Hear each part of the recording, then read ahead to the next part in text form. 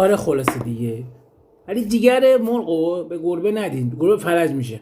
یه چیزی ترشح میشه که اون بخال مرو ما تاثیر نداره اصلا رو من مخصوصا. هیچی رو من تاثیر نداره. من یعنی من این پوستم نمک بزنم میخورم.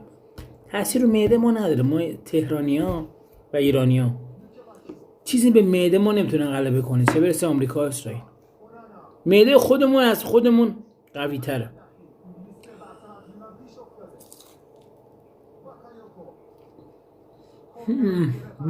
دیگر موقع یه جوری میخورم شیشلیک اینجوری نمیتونه بخورم.